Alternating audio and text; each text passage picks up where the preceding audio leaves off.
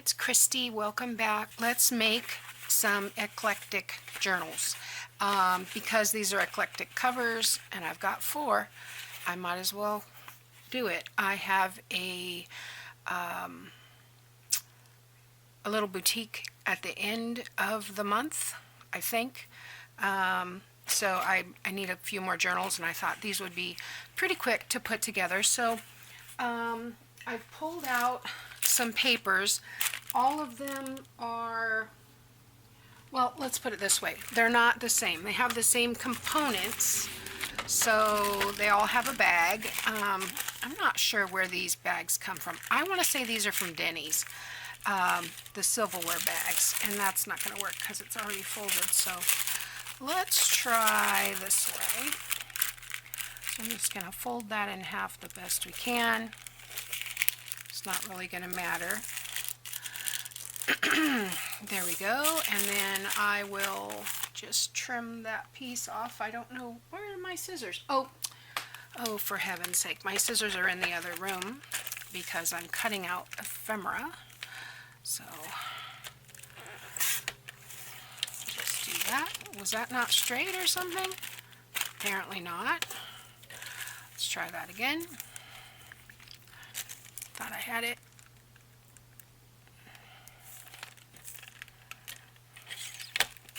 There we go. All right. And these bags are never straight, so I'm not worried about that. All right, I don't think I need to cut anything else. So I've got 15 pieces here. Each one will have a coffee dyed envelope. Let's see, what do I want to do with this? If I fold this, I like doing these this way. And so I think I'll fold it this way, because then I'll have a couple of tuck spots, and then I'll have an area on this side to add whatever, a little cluster or some such. Okay, so then I have a smaller one, and I'll do a similar treatment. These have been coffee dyed and in my stash for a while. And I have a doily. I like to pull it over where there's the 2 on the side. It just seems a little, I don't know, neater. And I think it takes up slightly less room, so it's like 4 inches instead of 4.5. I could be wrong. All right, and then I have this piece of it's not newsprint, what is it? Kids coloring page. So I will need to trim this off because it's 6 by 9. But I liked the different texture. This is what I use to print some of my documents on because it just gives it a vintage feel. I have some ledger from that one that I bought. I didn't realize what I was buying, and I bought white ledger. Who does white? And this is going to have to be trimmed down because this is music page. And like I said, I've got 15 pieces pulled out, and for each journal. This is Happy Days, I believe, which is Pink Monarch prints, and this is one that I printed out with that printer that I bought in between that was not a thermal printer. I have an HP that's a thermal, and it's an 8060 something, no, 8010 I think, and it has different ink than the smaller cheaper ones. They just have regular dye-based ink, and this is what happens when you coffee dye them. Everything, I only colored on one side. I mean, I only printed on one side, and it bled through, which is fine for this because, you know, we're just doing an eclectic kind of journal here, so I finally get to use these up. But these are not something I would normally use. You can see I only coffee dyed on the one side, but everything bled. And this is a thicker paper. This is it's either 24 or 28 pound paper. But yeah, just a different kind of print. I did not even know that HP had different kinds of printers until I started figuring out, wait a minute, why all of a sudden is everything running? Never had that issue before. but I've always had one of the 4-in-1s with the fax machine and all of that. So this is just regular coffee dye that I did last week. I'm already out, so I need to do more coffee dyeing. I wish I had a counter outside that was higher. I mean, I have one inside, of course, my kitchen counter, and that's where I do a lot there because of the height. But coffee dyeing, I get sore in my back from, you know, leaning over for so long. And so, yeah, I do better standing. So, there we go. All right, so that's 15 pages. So let's see where we want to put all of these.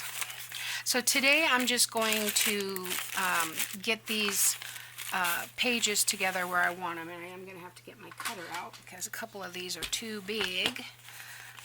Which ones did I need to cut? Stack them up. Music and that, and I think everything else is good. So yeah, I'll just start these, and then I'll finish the other 3 signatures. And let's see, 5.5 should be, I want to cut off this side, not the fold. Hello. I think I'm going to do these a little bit smaller, so I'm going to do 5. I forgot to check if there was any weird titles. Alright, and then this way needs to be 8.5, and it is, which means I'm going to have to pull this out. Alright, and it is 8.5. So I'm just gonna kind of trim this page about, well, close to 1/4 inch on each side of that music stanza. There we go, that'll work. And then this one will be 8.5 by 5.5 because it's blank and perfect for writing on. And 8.5.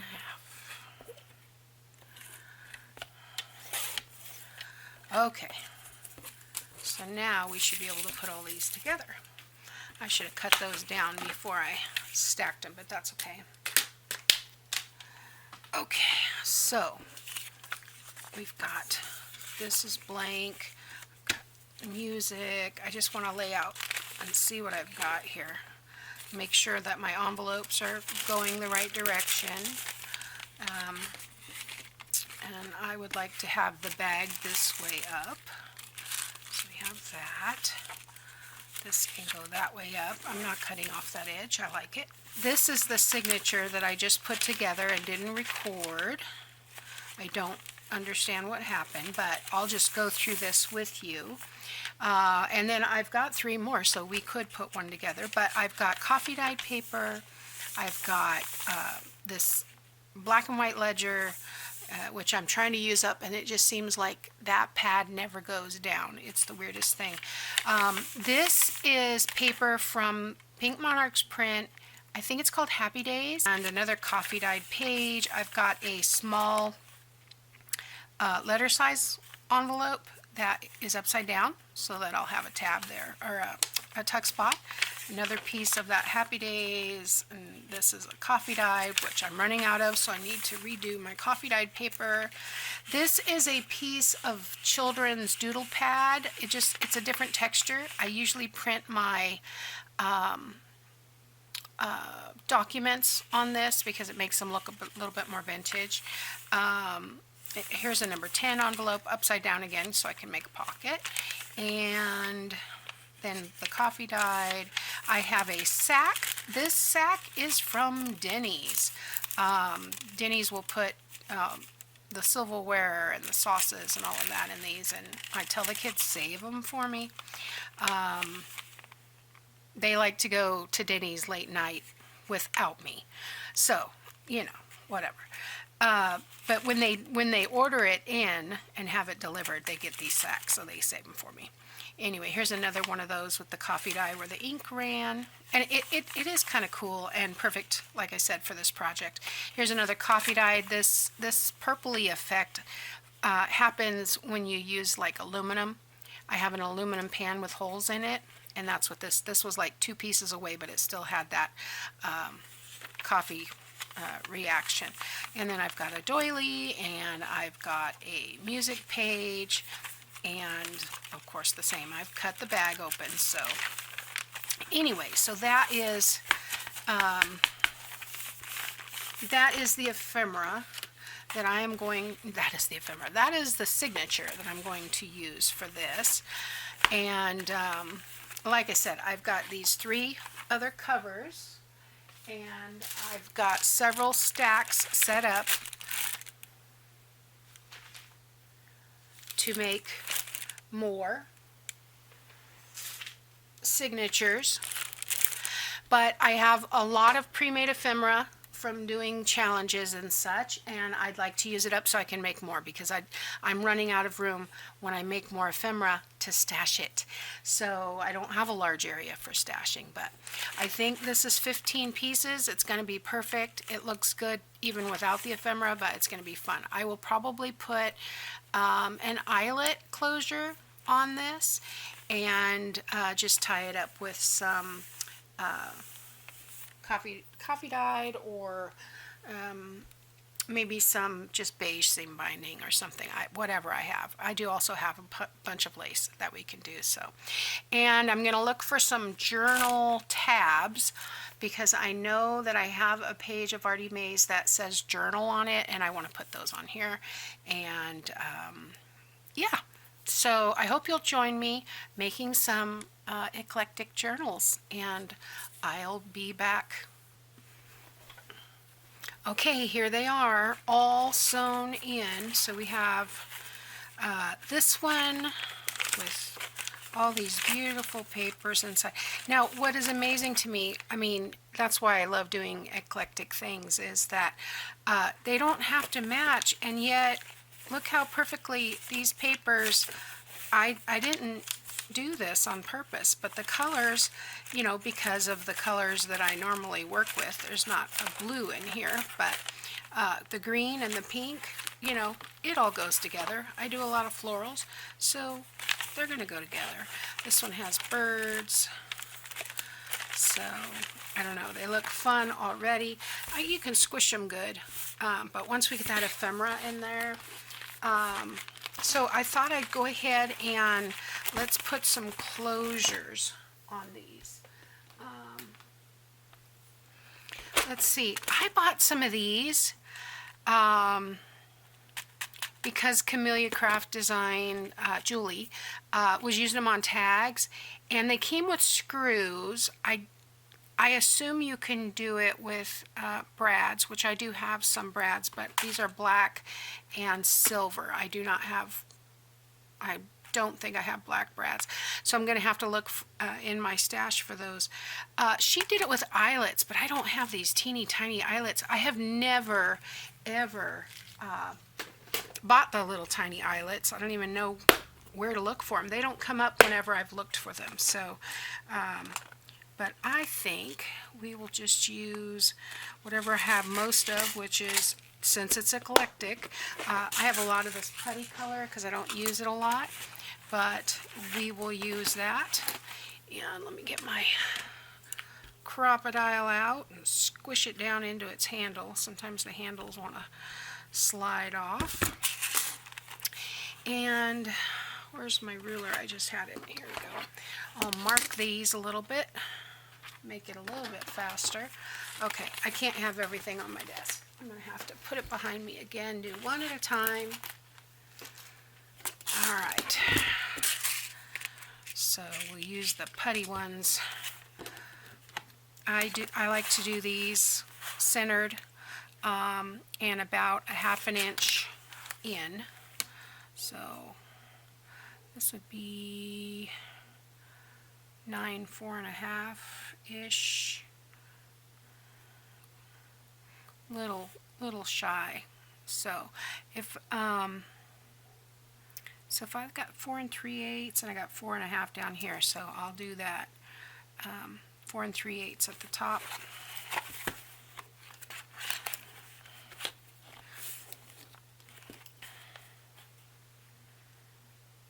Just so that they're equal. Alright. Yeah.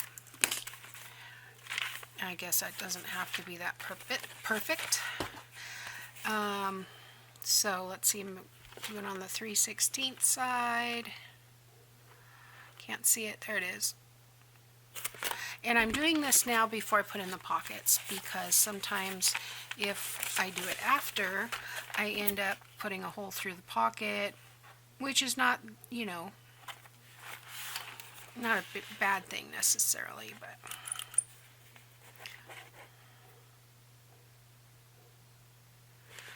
there we go. Okay, put that in there and lock it down. Okay, do the other side. It's the eyelet really is not going to show by the time I get the tie in there. So okay, there we go. There's one, and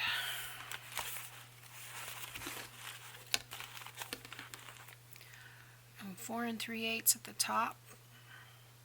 This one's a little bigger. Must have been that I trimmed it to get something off, so this one's a little bit closer. Let's see.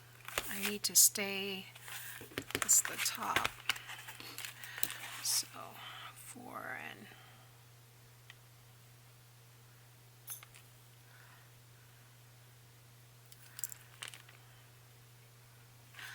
okay.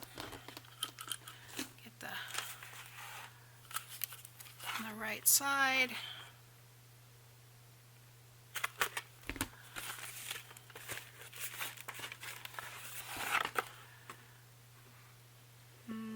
Look in the light so I can see it.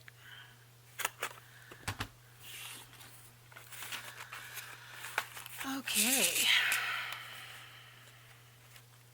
So I am going to finish these up with the rest of the eyelets, and I'm going to look for some more of this because I think that's what I'll use for the closure. Hopefully I have enough.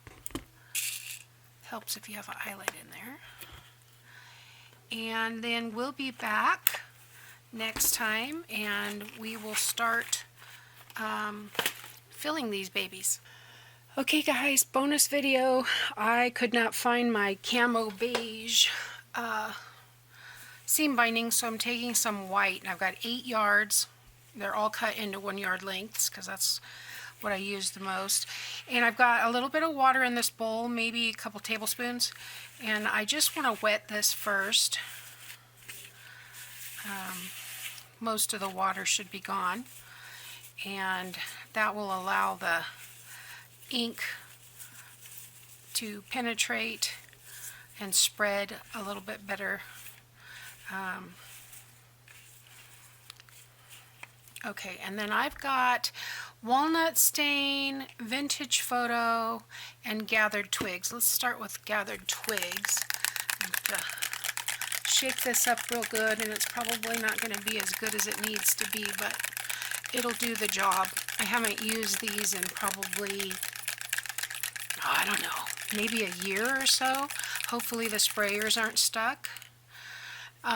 Tim says, Tim Holtz, that the stuff on the bottom should not be on the bottom, so you can see where it's separated.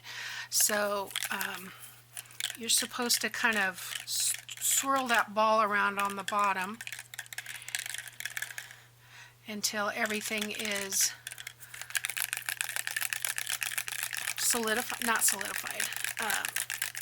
homogenized, maybe. I don't know. One you can see it's starting to get there. So, and like I said, I'm not going to do this so it's perfect because I just want to get busy. And then we'll just spray a little bit. Ooh, I like that color. And then I'm just going to kind of play with it. Probably should have worn gloves, but that's okay. It will dry lighter, so, you know, that's up to you, what you want. Yeah, I think I want it a little bit darker.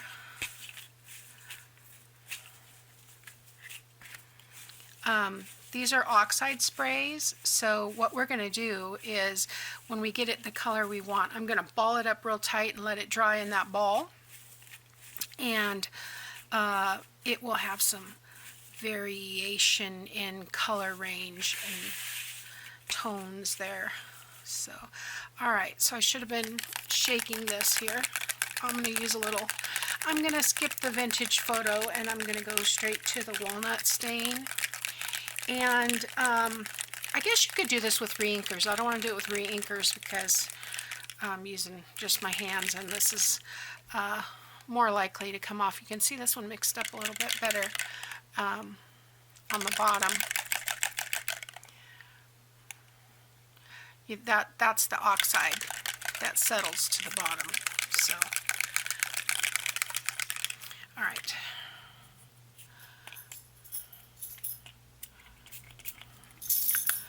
There we go.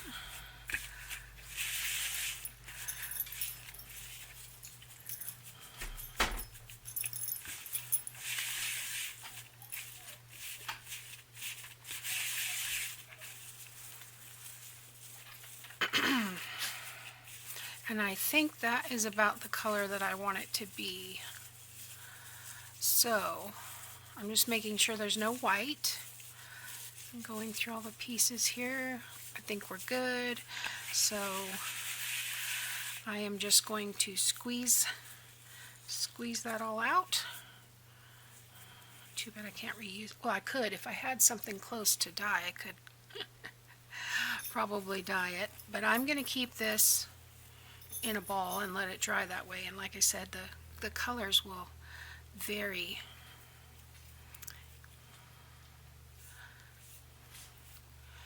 And I have this eyelet. I have this eyelet lace right here. I just stick that in there, see what happens. It's got some kind of resistance coating on it. Because it hasn't been washed, I'm sure it came off of a roll.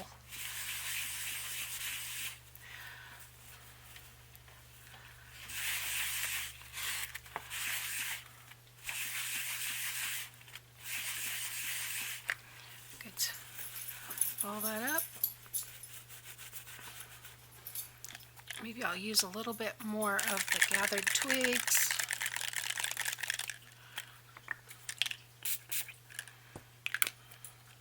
Probably needed a little bit more water on this one. It would have been, yeah. But now it's going to be nice and grungy, and yeah, because this one is almost dry. It's not like this one. I could probably squeeze a little bit more out of it, even. Well, a little bit.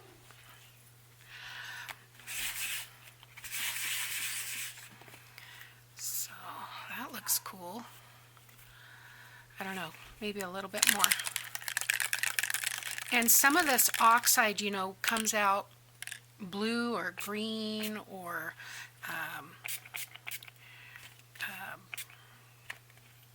gray.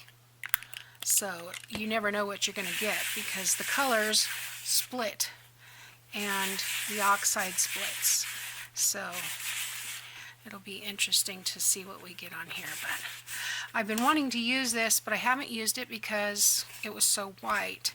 So I think I may take this over to the sink and rinse this one out because it's kind of heavy with the distress spray, and then it won't have these white pieces either. It'll kind of spread because it's not quite wet enough. But I did use everything in the bowl. And I'll just clean up my desk here. And yeah, so this one I'm not going to do anything else to. This one's good. I'm just going to leave it in a ball here like this and let it dry. This one I'm going to put a little bit of water on it, squeeze it, and then I'll do the same thing. I'll bring it over here. And then when we come back to work on our journals, we can put our seam binding in our closures. So thanks for watching, and I'll see you next time. Bye now.